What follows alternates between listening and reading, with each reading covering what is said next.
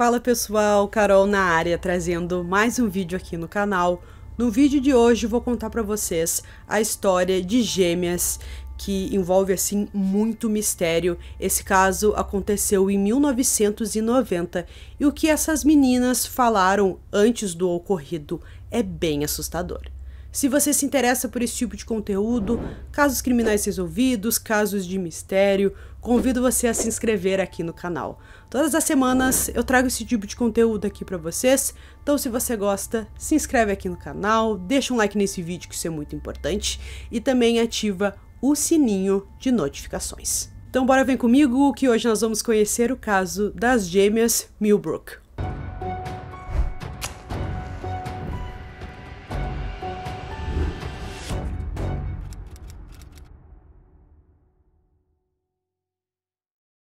As gêmeas Danette e Janet Millbrook nasceram em uma família grande, no dia 2 de abril de 1974. Ao todo, elas tiveram 8 irmãos, além de vários sobrinhos e tios.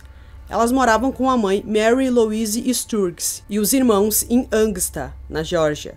Sua mãe trabalhava duro para proporcionar a melhor vida possível aos filhos. O pai não estava presente na vida das gêmeas. Elas tiveram alguns problemas de saúde quando crianças, principalmente Danette, que tinha um histórico de convulsões que exigiam medicação diária. As meninas eram conhecidas em sua vizinhança por serem relativamente quietas e bem gentis. Danette era a mais extrovertida das duas e que por muitas vezes defendia sua irmã. Janet era bem diferente da irmã. Ela expressava empatia e bondade. Era conhecida por permitir provocações e intimidações sem muita reação. Então ela não sabia muito bem se defender, e aí que a Danette entrava e defendia sua irmã.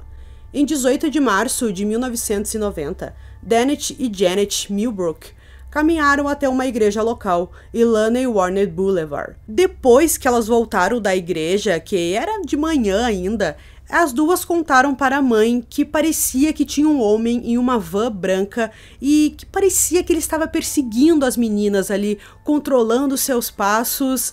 A mãe não se importou muito, as meninas também apenas fizeram esse comentário e não parecia que elas estavam tão preocupadas com isso, mas enfim, seguiu o dia, elas almoçaram com a família, ficaram de tarde ali com seus familiares e parecia que estava tudo bem, até que elas disseram que precisavam de dinheiro para, durante a semana, elas tinham que pegar ônibus, agora elas estavam morando um pouco mais longe da escola, então a sua mãe deu a ideia de que elas poderiam ir até a casa do padrinho para pedir um dinheiro emprestado. Ficou combinado que as duas precisavam estar em casa até o horário da janta, que era por volta de 7 horas da noite. Quando chegaram na casa do padrinho, elas receberam $20 e um pouco mais para lanches. Ao saírem da casa do padrinho, decidiram visitar a prima e perguntaram a ela se ela poderia voltar para casa com elas, já que era domingo e elas queriam passar um tempo juntas, já que elas eram bem próximas. Sua tia não permitiu que a filha fosse junto, pois já estava ficando tarde e logo iria escurecer. Depois de visitar a prima, elas pararam na casa da sua irmã mais velha e permaneceram no local por aproximadamente 15 minutos. Elas também pediram que sua irmã mais velha caminhasse com elas, mas ela recusou, pois tinha tido um bebê há pouco tempo e ainda estava sentindo dores. O que chama a atenção nessa parte aqui é que as gêmeas sempre caminhavam sozinhas e elas nunca pediam para alguém acompanhar, mas naquele dia elas pediram para a prima e para a irmã, o que é muito estranho. A irmã só depois percebeu que isso talvez fosse um pedido de ajuda, porque talvez tivesse alguma coisa acontecendo, talvez elas estivessem em perigo, mas mesmo assim elas acabaram voltando sozinha para casa. Em seguida, a dupla foi a um posto de gasolina onde compraram salgadinhos, balas e refrigerantes. A balconista da loja de conveniência, chamada Glória, estava familiarizada com as meninas. Ela não se lembra de nada fora do comum sobre o comportamento delas naquele dia. Ela foi a última pessoa a ver Danette e Janet. Janet foi vista pela última vez vestindo um blusão de lã azul com uma gola branca e também estava usando uma saia bege, meias brancas e tênis branco. Na época de seu desaparecimento, ela estava com 1,63 de altura e pesava 56 quilos. Já Dennett foi vista pela última vez vestindo uma camiseta branca com o desenho do Mickey, jeans branco e sapatos pretos. Ela tinha 1,65 e pesava 68 quilos. Ambas as meninas tinham orelhas furadas, cabelo na altura dos ombros e as duas tinham uma cicatriz perto do umbigo de uma cirurgia logo após o nascimento. As meninas eram conhecidas por serem boas adolescentes e não eram encrenqueiras. Elas não tinham histórico de fuga. Elas não tinham um histórico de mau comportamento, exceto uma única vez que ocorreu uma briga em um ponto de ônibus depois que Janet foi vítima de bullying e a sua irmã então a defendeu. Criou uma briga ali, mas tudo ficou bem. Fora isso, o comportamento das meninas era muito bom. Quando deu o horário da janta, as meninas não estavam em casa, então sua mãe ficou preocupada porque elas eram muito responsáveis. Então não fazia sentido elas estarem atrasadas, então a mãe sentiu que tinha alguma coisa errada. Ela até deu uma olhada ali na redondeza, falou com alguns parentes, com o padrinho, com a irmã, então todo mundo disse que viu as meninas naquele dia, mas até um certo ponto. Então a mãe deu uma verificada e decidiu que o certo seria ir até a delegacia. Quando ela chegou lá, a polícia não deu muita importância. Eles falaram que tinha que esperar pelo menos 24 horas, que provavelmente elas iriam aparecer. Não temos muitas informações de como foi o início da investigação, pois o arquivo policial original foi perdido. Sem a ajuda da polícia, Louise teve que procurar por suas filhas sem a ajuda das autoridades nas primeiras 24 horas. Com a ajuda da família, eles procuraram pelas garotas na rua, mas não encontraram nenhuma pista. Na noite de 19 de março, Louise conseguiu registrar o desaparecimento de suas filhas. Um detetive apareceu para coletar algumas informações. Em seguida, o caso foi passado para um investigador especialista em desaparecimento de crianças e adolescentes. Infelizmente, para a família, parece que as pessoas encarregadas da investigação nunca levaram o caso a sério. Tanto Janet quanto Dennett foram consideradas fugitivas, antes mesmo de os fatos serem conhecidos.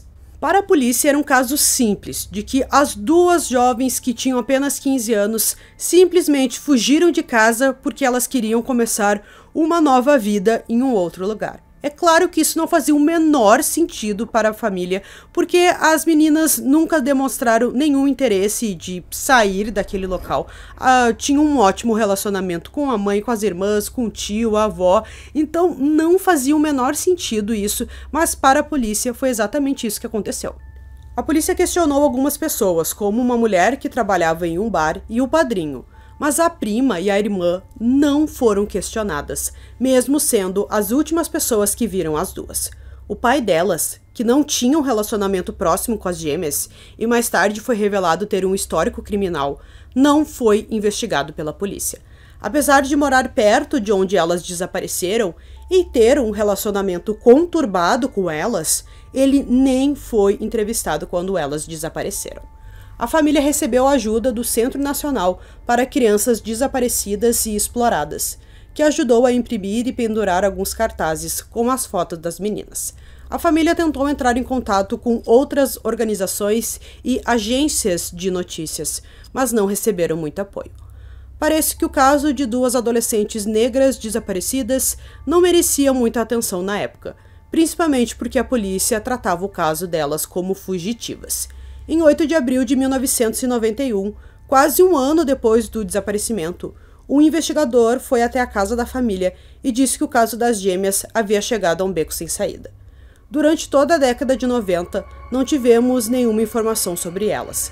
Elas realmente não receberam a atenção da mídia, disse Shanta, a irmã mais nova das gêmeas. Elas foram colocadas no noticiário apenas uma vez.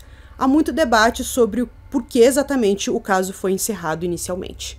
A família relata que foi informada de que o caso foi encerrado quando as meninas completaram 17 anos, porque atingiram uma idade em que não poderiam mais ser legalmente forçadas a voltar para casa caso fossem encontradas.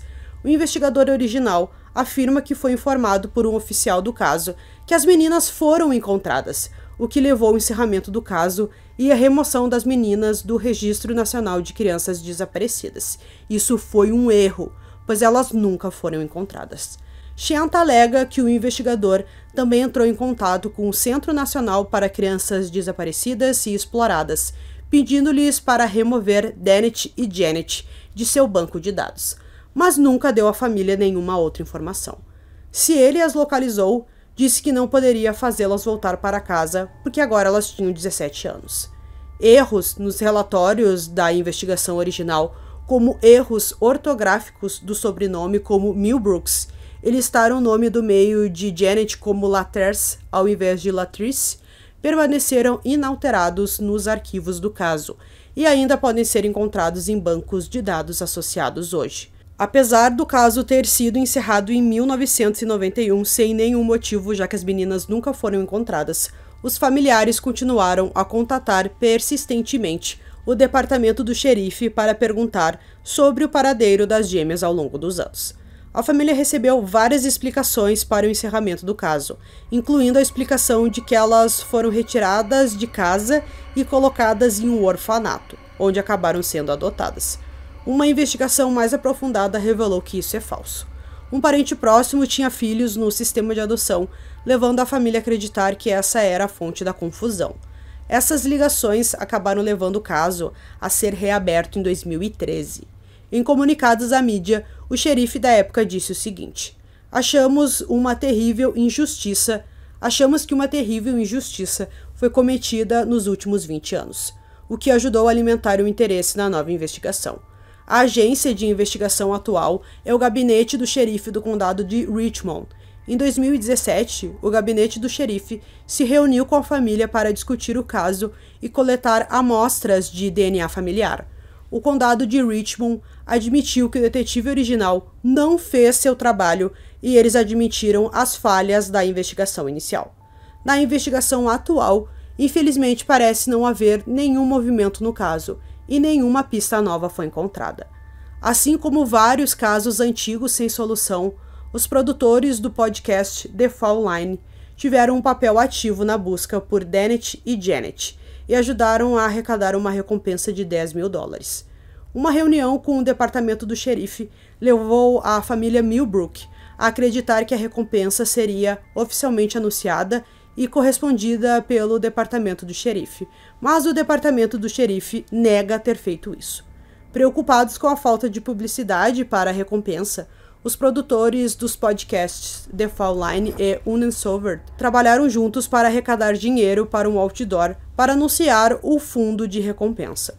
Em março de 2028, pouco mais de $2.500 foram arrecadados e os planos estavam em andamento para criar o outdoor.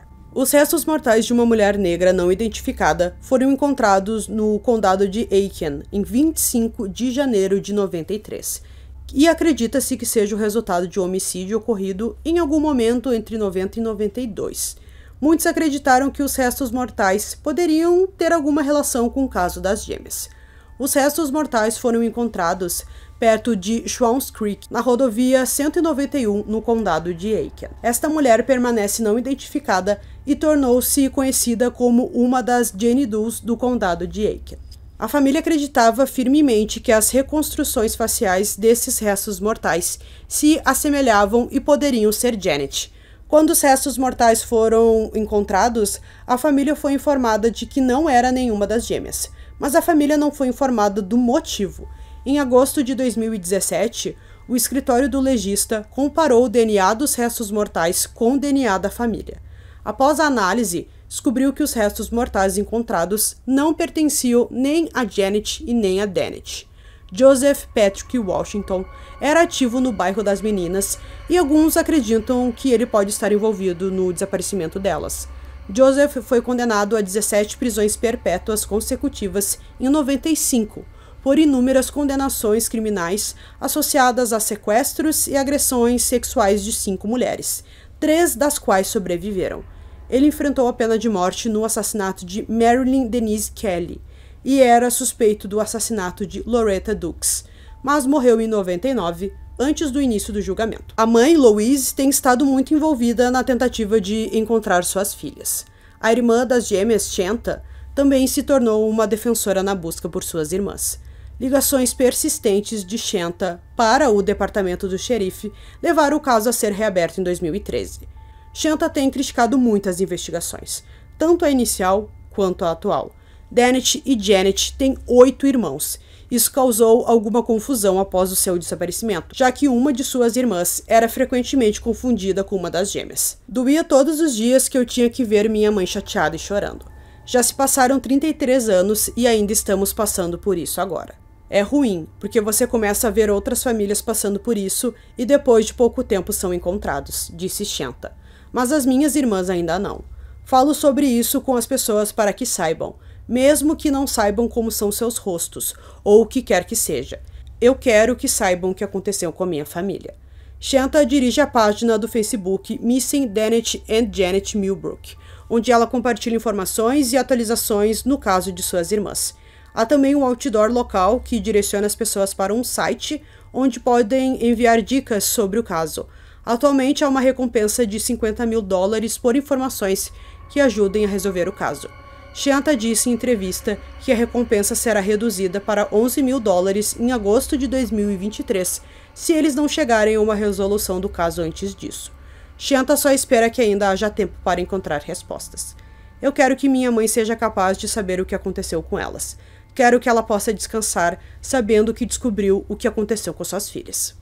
Então, pessoal, concluindo esse caso aqui para vocês, um caso com muito mistério, a investigação foi muito ruim desde o início, então a gente não sabe se aquele homem da van tem alguma ligação. A gente sabe que as meninas tiveram um comportamento um pouco diferente naquele dia. Então a gente pensa, bom, será que tem alguma coisa a ver com o homem daquela van? E foram as duas ao mesmo tempo, o que é um caso mais delicado ainda, porque talvez não fosse só uma pessoa responsável, porque sequestrar 2 meninas de 15 anos já eram meninas, né, altas, não eram crianças pequenininhas, então a gente pensa que talvez tenha mais gente envolvida nisso. Então espero que vocês tenham gostado desse vídeo, esse foi mais um vídeo aqui no canal Durmam Bem, e até o próximo.